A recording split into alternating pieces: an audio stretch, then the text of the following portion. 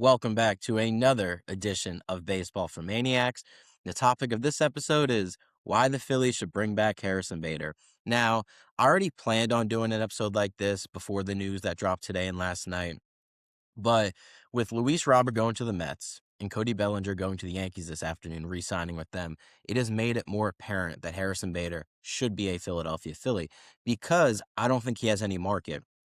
The Royals were also in on him, but they traded for Isaac Collins and I think another outfielder to where they're not going to be in the market for Harrison Bader. So the price has gone down on him.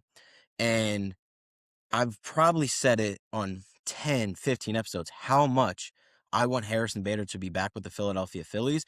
One, because of his clubhouse, his presence. He's a winner. He's a ball player. He's a straight up dog that unfortunately I don't think we really have on this team. Now, you got your stars, you got your Bryce Harpers, Trey Turners, Kyle Schwarbers, all great players, but especially like Trey Turner, he's not a dog. He's a very good shortstop, one of the best in Major League Baseball. But when the lights shine brightest, who fails under the pressure? Our beloved Trey Turner. Bader does not.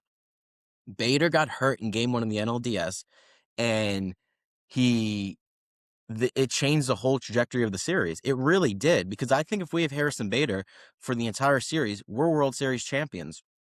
And even when he was injured, what do you do in game two? He got that big hit off the bench, hitting on one leg, pumping his chest. Like, that is what you need in Philadelphia. And let's get into the outfield, the current outfield, because everyone's saying, well, there's really not a spot for him to play. I think there is. And in an ideal world, once I heard that the Phillies outfield was set with Garcia in right, Crawford in center, Marsh in left, I wanted them to trade Brandon Marsh and re-sign Harrison Bader. Put Bader in center, put Crawford in left. Now, I didn't think it was possible to have all the outfielders, right? Garcia, Crawford, Marsh, and Bader, due to what I thought Harrison Bader was going to get on the market. That has changed. I don't think there's really any suitors for Harrison Bader to where you can add him to the four outfield mix. And it's not like these outfielders that are locked in for their positions are world beaters. Garcia, I like the signing. I think he's going to have a bounce back year, but we don't know. He's been terrible the last 2 years from the offensive side. Now, I like his defense to where it raises the floor of the right field position compared to Nick Castellanos, who quite literally could not get to a baseball. I think Justin Crawford's going to be a good player. He's never stepped foot on a major league diamond. We have no idea what he's going to be. Brandon Marsh, I like as a left field platoon option to where he only hits against right-handed pitching. So what Harrison Bader is insurance, and it's a damn good insurance policy to where if Garcia struggles, you put Bader in there. If Crawford struggles, you put Bader in there. If Marsh struggles, you put Bader in there. And then if everyone's playing like decent baseball, which is the dream, it's the goal, Bader still could hit against lefties against when Brandon Marsh is sitting. He could still fill in for Crawford. He could still fill in for Adolis Garcia. And if it comes down to money, save me the crap, dude. What is he going to make? 10 to 12 million AAV? You already paid JT more than what he's worth. So why not do that for Harrison Bader? But it goes back to the point that Harrison Bader's not going to cost that much. And I don't think it was a AAV purposes of why the Phillies are hesitant to bring him back. I think it was a years thing because going into the offseason, he was looking for 3 years. I know that's not possible anymore. To where, dude, sign him to 2 years. 2 years, 20, 2 years, 25. I don't care because it goes back to the point. The Phillies are already going to go past the third luxury tax. You're already balls deep in this season. And there's really no other like pivot move when you lost Bo Bichette. People were saying, well, go get Cody Bellinger. Me personally, I don't think that would have been a good move. In an ideal world where money doesn't matter, sure, bring Cody Bellinger in. I don't care. Like, if you're the Mets, if you're the Dodgers, money doesn't really matter. The Phillies' money does matter because we don't have unlimited funds to where if you sign Cody Bellinger and then he turns out to be the player that I personally think he is a good player but not worth that contract, and then you go down to future off seasons and you're wondering why aren't the Phillies going after any big name players? But they can't because they signed a bad deal. Similar to when they signed Nick Castellanos and they signed Talon Walker. It handstruck them from making any deals. Bader's not going to cost that anymore. Bader is a prime candidate for a 2 year, 20, 2 years, $25 million deal. And then if you look at the money with what the outfield's making, now I'm not counting Nick Castellanos in this, even though you really should based on the financials, but he's not going to be on the team in 2026. So Adolis is making 10, decent amount of money. He's going to get a chance to play every day. Crawford is making league minimum. Brandon Marsh is making $5.2 million. So you have the money. And if you want to tell me that they don't have the money after what they did with JT, overpaying for an aging catcher, how about this? Trade Alec Bohm, dude. Like, why can't we be creative? I've heard how high they are on Otto Kemp from the winter meetings to the press conference yesterday. They believe in Otto Kemp. If you really believe in Otto Kemp, let him play third every day and then put your money where your mouth is and trade Alec Bohm for a middle reliever to where you save $10 million there. There's your Harrison Bader. And the fallout in the city, which is what I predicted when we lost out on Bo Bichette, it has been toxic. It has been a nightmare. It has been negative, negative, negative. And I get it. You shouldn't really listen to your fans if you're a president of baseball operation. But in certain situations, I think you should, because if you bring Harrison Bader back, you bring that juice back into the city, not as much as you would have if Bo Bichette signed, but we get it. But there's no Bo Bichette out there. There's no real pivot to where you're going to get us as juiced up as we would have been if we signed Bo Bichette. But if you bring Harrison Bader back, you can kind of repair the relationship a little bit because Philly loves Bader and Harrison Bader loves Philly. He wants to come back to where I think it would be organizational malpractice if we don't bring back Bader because it's not going to cost I'm not saying it's not going to cost any money. It's going to cost money, but not to where it's going to be detrimental to the payroll down the road, right?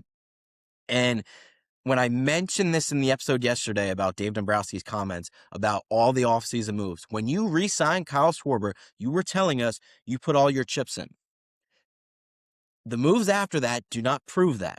Because you just brought back JT, you overpaid for him, and you let Ranger Suarez walk. So you have the money. If you're already over the third luxury tax, keep going. Keep going. And I understand that there might be some things with the lockout. We don't know what the new CBA is going to be like. And in my opinion, that proves the point that you should go all in now when you have the chance. That's what the Dodgers are doing. That's what the Mets are doing. So why can't Philly do that? And he is just great insurance policy if the outfield doesn't turn out to what you think it's going to be. Because here's the thing.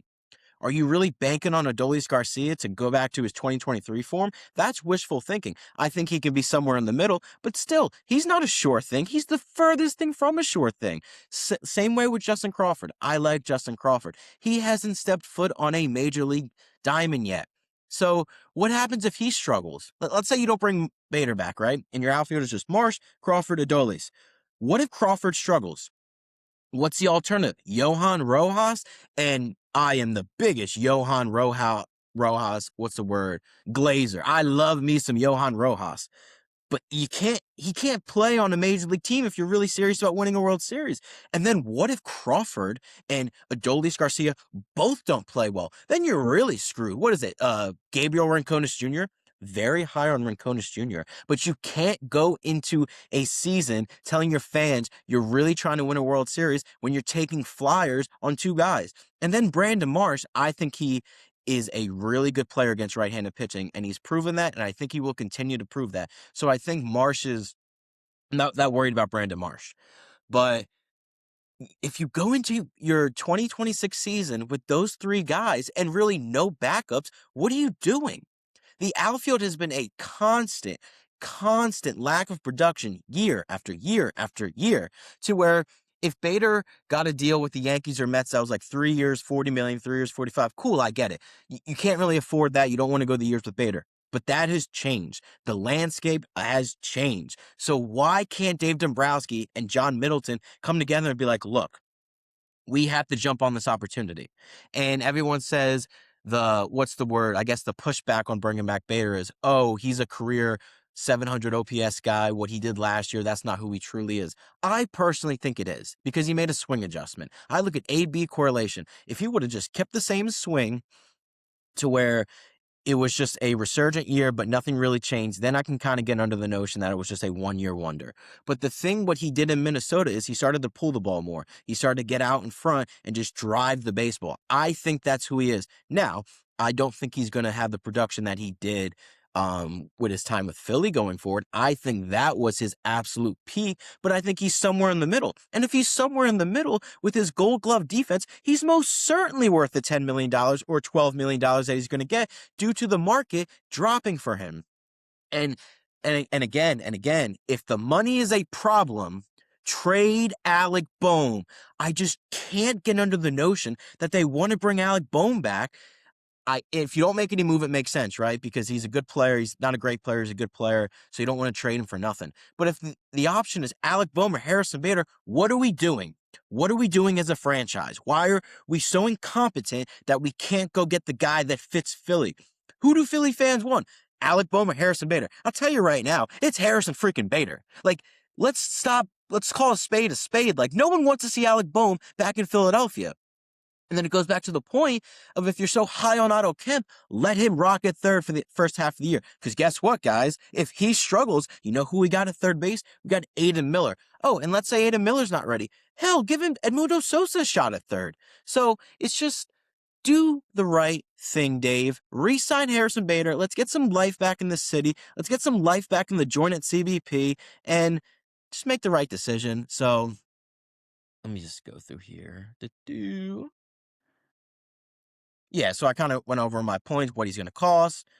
Trade Alec Bohm for all I freaking care. Just make the right decision, Dave. The city is pissed at you, at ownership, at everyone involved. The buzz around this team has been at an all-time low. And that sucks because as Dave Dombrowski says, we got a good club. But we genuinely do have a good club. Go make it better. The Dodgers improved. The Mets improved. You haven't improved. We brought back J2, who's a year older. We brought back Kyle Schwarber, who I love, who I think is a absolute dog, hits moonshots. Love me some Kyle Schwarber. He's a year older. And we lost Ranger Suarez. And if you want to say, well, we brought back Adolis Garcia, dude, save me with that crap. Because I think he's a good signing, but you can't bank on that. So make the right move, Dave. Sign Harrison Bader, and let's get some life back in the joint. Thank you for joining us. Go Phils.